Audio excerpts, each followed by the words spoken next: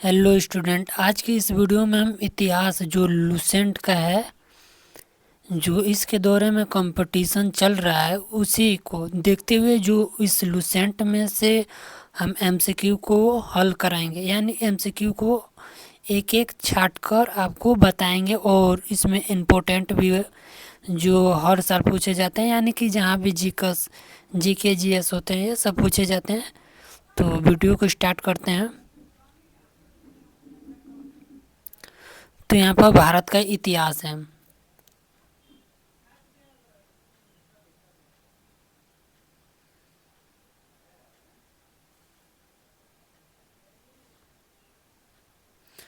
तो देखिए, उत्तर में हिमालय से लेकर दक्षिण में समुद्र तक यह उपमहाद्वीप भारतवर्ष के नाम से जाना जाता है। यानी कि ये ऐसे भी सवाल पूछ सकता है कि भारत कौन सा महाद्वीप है। नहीं नहीं, भारत महाद्वीप है। यानी कि ऑप्शन दे देगा उपमहाद्वीप, महाद्वीप, ऐसे कह देगा तो इसमें ऑप्शन होगा उपमहाद्वीप। यानी यहाँ पर हमारा एक एमसीक्यू बनता है। अब इसके बाद देखते हैं, जिस महाकाव्य तथा पुराणों में भारतवर्ष तथा अर्थात भारतों का देश तथा यहाँ के निवासियों को भारतों अर्थात भरत की संतान कहा गया है। भारत एक प्राचीन कबीले उत्तर पश्चिम में रहने वाले लोगों का एक समूह का नाम था। इसका उल्लेख ऋग्वेद में भी मिलता है। बाद में इसका प्रयोग देश के लिए होने लगा। यहाँ से एक प्रश्न और पूछता है कि भारत एक प्राचीन कबीले में रहने वाले लोग का समूह का नाम किस वेद में मिलता है। तो यहाँ पर ऑप्शन होगा ऋग्वेद में मिलता है। तो प्राचीन भारतीय अपने देश का जम्बू द्वीप अर्थात जम्बू यानी जामुन वृक्षों का द्वीप कहते थे। यानी भारत का कई नाम है। इंडिया नाम है, भारत नाम है, हिंदुस्तान नाम है, भारतवर्ष नाम है, फिर सोने की चिड़िया है, जम्बू द्वीप है, बहुत सा नाम है।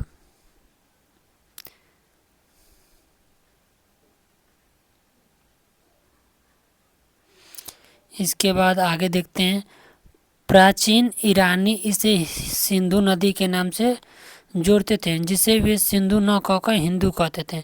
यही नाम फिर पूरे पश्चिम में फैल गया और पूरे देश को इसी एक नदी के नाम से जाने लगा। यूनानी इससे इंदे और अरब इसे हिंद कहते थे। मध्यकाल में इस देश को हिंदुस्तान कहा जाने लगा। यह शब्द भी फारसी शब्द हिंदू से बना है। यूनानी भाषा के इंदे के आधार पर अंग्रेजी से इंडिया कहने लगे।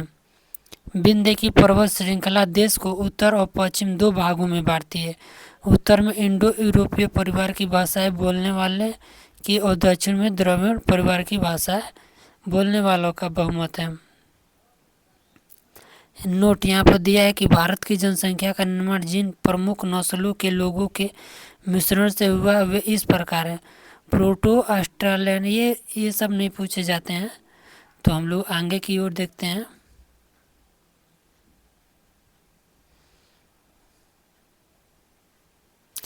यहाँ पर बताया गया है कि भारत के इतिहास को अध्ययन की सुविधा के लिए हमें तीन तीन भागों में बांटा गया है। प्राचीन भारत, मध्यकालीन भारत और आधुनिक भारत।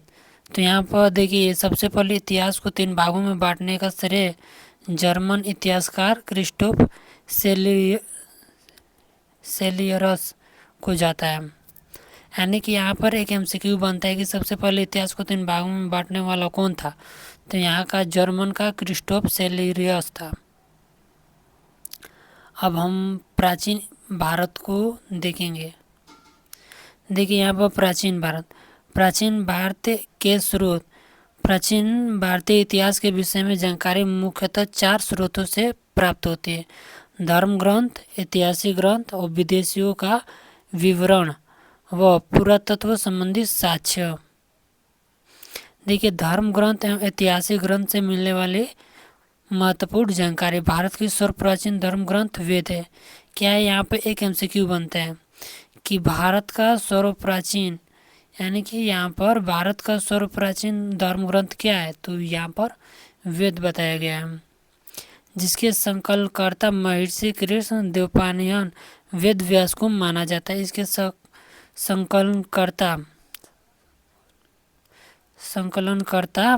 इसका संकलनकर्ता महर्षि कृष्ण द्वैपायन वेद व्यास को माना जाता है। वेद वसुदेव कुटुम्बकम का उपदेश देता है। भारतीय परंपरा वेदों को नित्य तथा अपौरुषेय मानती है। वेद 4 हैं। वेद कितने हैं? वेद 4 हैं। यहाँ पर कौन कौन है? वेद 4 हैं।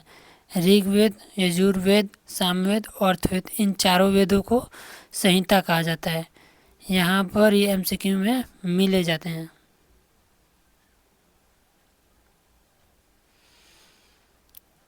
अब इसके बाद हम ऋग्वेद को देखते हैं।